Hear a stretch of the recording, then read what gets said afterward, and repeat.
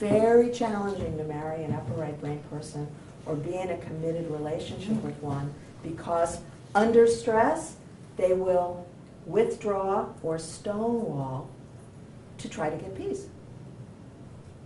Now, I'm not saying that this is the way you live your life like a machine. You're an upper left brain person and you're triggered and you criticize to clarify. I'm saying, no, you don't do that, but that's what you're going to want to do. And the lower left brain person is going to want to explain and defend. And I once said to a woman who just kept talking when her husband, who was separated, came to visit. He came once a week. He was such a nice guy. Came to visit her once a week. He was worried about her. And once a week, he said, if she would only just shut up. She talks to me the minute I walk in the door. I come because she's so lonely. And I said, have you asked her if she could just be happy to have you there? And if you could have a good time, you might not get a divorce? She was this lower right, communicate, feelings. So I said, okay, motivate her to call me.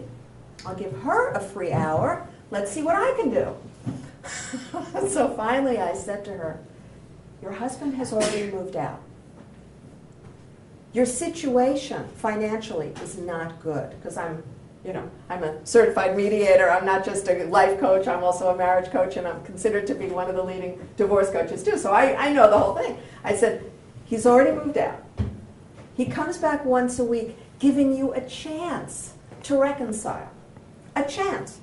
He asks you for one thing. He's not asking you for the greatest sex in the world once a week. He's not asking you to lose the 30 pounds that you gained in the last 10 years. He's not asking you to go to work you haven't worked in all this time.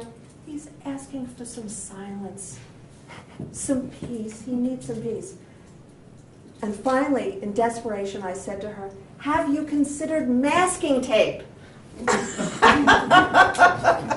What do you want? But for her, she was unable to do anything but just the automatic response.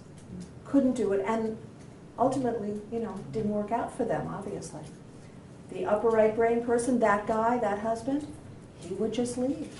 If he couldn't get his needs met by asking, he would just leave to try to get his needs for peace met in the only way he knew.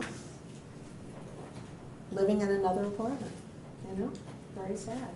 So what do we do when we identify that we may be some of these, or our partner, or our parents, or our children, or business partners, coworkers, bosses, anybody?